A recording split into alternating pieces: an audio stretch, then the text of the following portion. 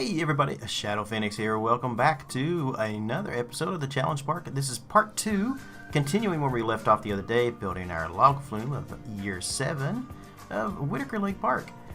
So in the last episode, I basically had done the layout and everything for the log flume that we are building. In this episode, it is the station building, the queue line as you can see here. Which, for the queue line, I kind of wanted it to go over top of the actual log flume itself, over top of the ride there. I could have gone either way with it. I could have gone, like, over the front, you know, where it exits, or when it comes back in. But I kind of thought, you know what? I kind of wanted to go over the exit, or the, I guess, where it's entering the station instead of exiting. Because that way, you know, while you're waiting online, you can kind of see how wet the actual people are when they're on it, and it builds up a little bit of like suspense, I guess you could say, as you're getting onto it. The station itself was a bit of a challenge because I wanted to do something different, and it was just kind of hard to come up with something. In the end, I was fairly happy with what I created for the station. I wasn't exactly 100% happy. It just, I don't know, I wasn't really feeling it, but I was okay with it enough that I called it done. If you actually go and download the actual the park right now, you will see that I never actually went back and never actually finished the station. There's a whole lot of interior and stuff which is not done, and I'll be honest, a lot of my stuff is like that. I don't do a lot of interior work. I am trying to change that though, so maybe sometime in the future that will, you know, like some of my stuff does have some interior stuff. Sometimes I kind of take a little bit of time to work on the interior, but not really. And especially this one. This one was my challenge park, and I'd already spent like so long working on this actual park that I just really didn't, or on this one particular ride, I was really just ready to open it for the season. And I guess I could talk about that a little bit. So yeah, as I've mentioned in previous episodes, but if you guys haven't watched any of the previous episodes, the idea of this park is to start, you know, basically in one single year, and every single year add a new ride or a couple of new rides or something new to the park that's not necessarily, you know, I'm trying to make it as realistic as I possibly can, which means, you know, we're not going to add a hyper every single year or a giga or, you know, something like that. It's just not going to happen. I tried to fit it within a budget. I tried to make it realistic. I even tried to fit the rides to the years as well. For example, you know, obviously we're not going to have like the Sundial, for example, in Planet Coaster, the giant swing ride, the pendulums ride. So that, obviously we're not going to have that in year 7 because this is like the 80s. And that actual ride didn't even come out until like 2000, I think. So, you know, we're not going to add unrealistic rides in seasons that just weren't there or weren't possibility or anything like that. And that was kind of what I was wanting to go for. And that is what I ended up with, actually, in the end. Towards the end, I did run out of rides. I had to add a couple of things just to kind of free everything up and just finish off the park and everything. But that is towards the end. And, you know, we can say... There's a lot of different stuff we could say to make that kind of fit the timeline and the story of the park and everything, but yeah, that's all really where it's at. So, yeah, back to the station here. It's, you know, very, very oddly shaped, and that made it difficult with trying to fit how I was going to fit the roof and everything on it. This is kind of my building style. I will kind of look at the station. I will kind of fit the roof on it first, and then I kind of build the walls around that. And this was just kind of what this building was telling me, was just kind of do something like this. I like the shape of the building. It was just very, very difficult with the stuff that we have in game to kind of make this actually look kind of cool, and to fit and not make it just like too far out there. In the end, like I said, it did come out somewhat decent. So, yeah. Not much else to say really about this station as you watch me build it. So I will chime back in here in a little bit when I have something else to say. So I'm not going to be like my typical episodes. I will usually just kind of chop out and be like, okay, yeah, that's it for me. I don't have anything else to say. In this one, I'm going to try something a little bit different. I'm going to actually kind of like talk when something needs to be said instead of just ranting and rambling like I'm actually doing right now at this very moment. The back of this, this was the biggest problem. Like the front of the building I kind of liked, like the shaping of it and everything, but the back of it, over top of the actual queue line and stuff, because I wanted a roof over top of the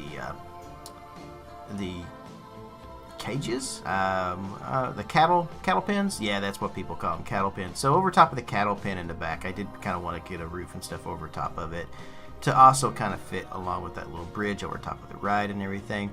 That was the most difficult part. Other than the actual like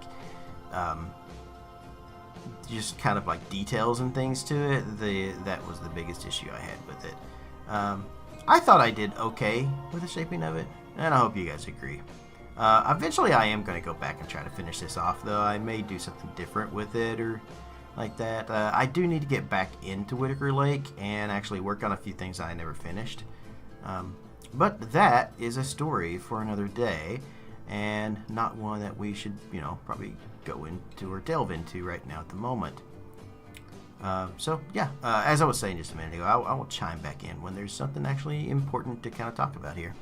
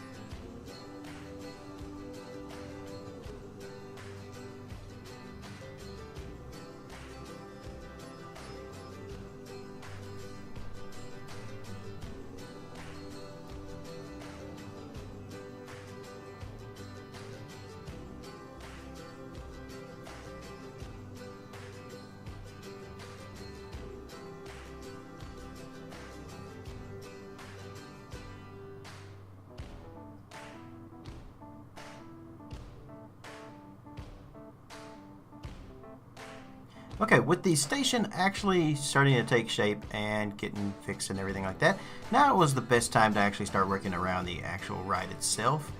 Start planting our trees and doing a few other things. One thing I really wanted to kind of get in here was a fence right here where people could actually see the ride after the splashdown and kind of as it turns around to go back into the station. So I had made these like rock walls here a little bit. I made them for Vista View, and then I decided, you know what, let's try to use these here because I think this would work really, really well. And it actually did. This turned out fantastic. I loved how these rock walls just kind of fit this area right here on this curve. The only problem I had was trying to figure out how to end them into like another area because I didn't want to do the entire area in these rock walls. That is a lot of little tiny rocks in just one of those, which means it is going to take up a lot of space. Next is, of course, the terraforming and the tree planting. Of course, we obviously need some foliage around a rustic area like this. So this is where we start planting our trees. Pines, oaks, sycamores, those were ones I mostly used right around this time. I am still somewhat, at this point when I was building this, was still somewhat kind of getting used to the game and everything. And I just had a thing where these are the trees I like to use. I use these in pretty much every single park. I do wish we had like other options for trees, just to kind of give it some more dynamics and everything. And I know in the next update, which we are getting next week, we are getting some autumn trees, but I don't know. The autumn trees just aren't really what I'm looking for. When I looked at the autumn trees, like the picture of them and everything that they revealed those in, it looks like they are kind of just some of the trees that we already have, just painted a different color. And that actually got me thinking, what if Planet Coaster, or I'm sorry, Frontier, I should say, what if they fixed it so that we had trees that were recolorable and we could color the trees any way we wanted? That would be kind of awesome because, if you're working in an area where you needed, okay, these trees, you can, make them a little lighter of a green or a little darker of a green. Or let's say you're doing like an alien planet or something. You could make them blue or red or pink, whatever you wanted. And I really think that would kind of be a great idea. Like, just to try to match things up. Because you can only do so much with the trees and stuff that we have in the game. You can turn them as you place them. You can kind of jumble them up a little bit. You can use different sizes that we have. But in the end, they all look pretty much exactly the same. Almost all the colors are pretty close to identical. And I really wish we had something, kind of like... excuse me. I'm recording this at 6 a.m. in the morning for me right now. So, yeah, I wish, we had maybe the option to recolor the trees. I think would bring up so many more options and possibilities for us. That is something I'm probably going to bring up on the forums. So earlier I was talking about the rock wall and how I was going to like tie it into the other areas. One of the things I did here was actually taking and putting little bushes down on each end of the rock wall.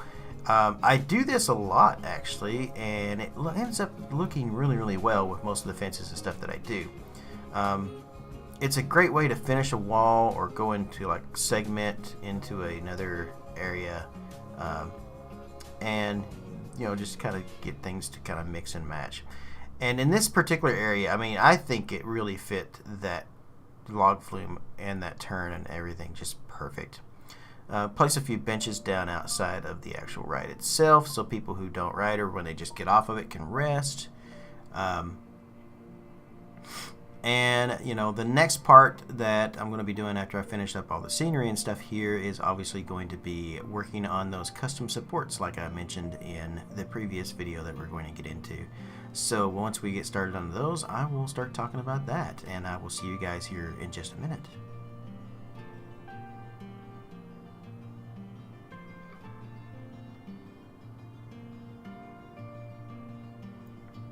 So here we go. I already have a roof kind of fit on. I use a corrugated metal to kind of go up the actual ride itself. I used the small pieces and just kind of tilted them just the way I wanted. That way I could get kind of an arched roof up through there. something obviously was wrong there because I decided to redo it. But the next part is I need to figure out, okay, how are we going to do these custom supports on this? How are we going to make this look really, really good? First thing I did was I put some of the bigger wooden supports up around on the top and the bottom of the actual track itself. Trying to make it kind of match there. And the next part was, of course, trying to figure out the distances and things that we needed in between those. I tried quite a few different possibilities when I was actually working on this of how it would look. First, I tried the bigger supports, and you know, it just wasn't fitting what I was kind of looking for. I was really wanting to go with that old kind of rickety kind of wooden look, and I thought, all right, well, let's try to put some of these smaller ones in between the bigger wooden supports. So basically the bigger pieces of wood, the thicker poles, I should say, would be the actual, like, the supports, and then the smaller ones would come off of it. And I tried to do like V shapes and do a bunch of different stuff in there. I ended up deleting this, going a different route. One of the other things I actually tried to do with it was, we already actually have these like supports in the game like this, and that's what I'm doing right now. Is I thought, well, let's try using these. Let's see what we can do with these. Maybe I can work around these. So I tried this for a few minutes, or at least a few minutes in this time-lapse video. It actually took much longer when I was actually building it, because this is sped up quite a bit. So I tried some different stuff, and I mean, it was okay, but I don't know, I just really was not getting the look that I was trying to go for, and it was just getting way too messy. And then towards the end of it there, you can actually see it actually started to get very predictable. Like, it didn't look natural, so to speak. And again, I did try some different stuff there. I tried some different pieces, but it really just felt like we were just putting in way too many pieces. It's just too many polygons. I mean, it looked okay, but it just wasn't. It still just was not what I was looking for. I finally figured out exactly what it was I was going to do. I started using, instead of using the bigger ones, I tried using these smaller wooden pieces here, like that. And then just kind of started building a frame out of that, and this is when things really kind of started coming together. I built it more kind of like a wooden coaster support system in a way, or a little bit like how I did the arrow in my Vista View Park, if you guys are following that one as well. So somewhat like the arrow custom supports that I did, but wood instead of the actual metal supports, using the rods and stuff. And then I thought, let's take some driftwood and paint the driftwood in different colors, and just kind of like put it randomly on some of these supports like it's been patched. And once I started doing that, this is when it all started coming together. The first few I placed, it just wasn't really working, and I was about to say, you know, no, this just still is not what I wanted. But I kept continuing the supports, copying them over, working on those. Obviously, you want to get rid of the supports that are already on the actual ride itself. Again, I apologize for my yawning here. It is so late for me. I have not been to bed yet. But yeah, here we go. So we've got all the actual custom supports done, and then okay, let's go back to trying these single pieces of driftwood. I started turning them different ways, and I really didn't want them to look like they were like specifically put in places in any kind of order or fashion. I really wanted it to be more random. So I did actually end up just copying some of these around and kind of going to the other side there and fixing the other side. And this is it really was just perfect, the way that it actually came out. When you look at it from a distance, it really looks like it's a very, very rickety old wooden support system, while actually still having the great support that it actually needs, like a new one would. So it was a great blend of new and old looking wood, and that was the exact look that I wanted, and I hope you guys agree. So I don't really have much else to talk about in this video. We are pretty much at the end.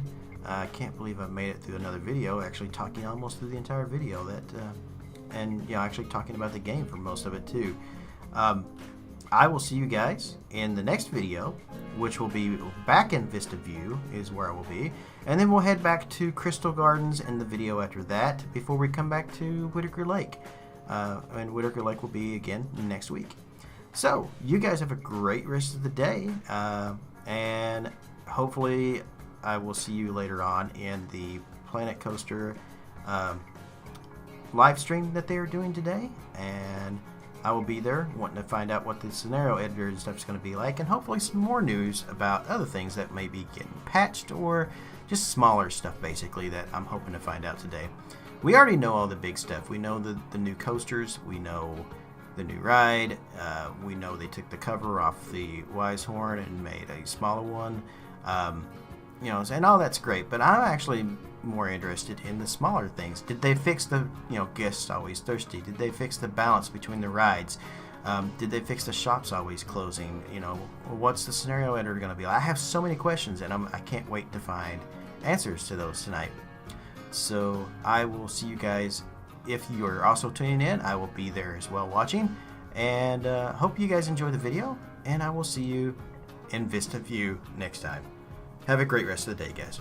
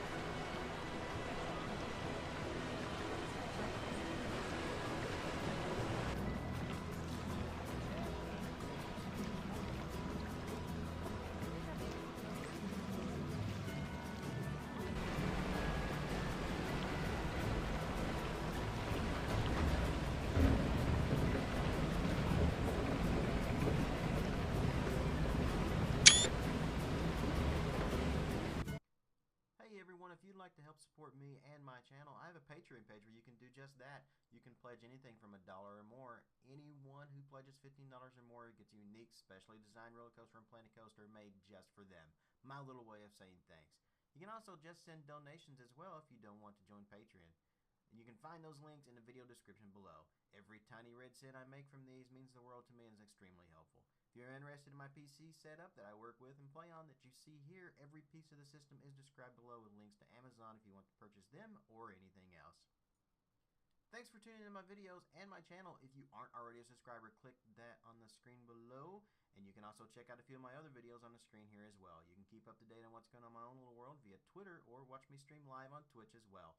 Links are in the video description below. So wherever you are in the world, good morning, good afternoon, good evening, or good night.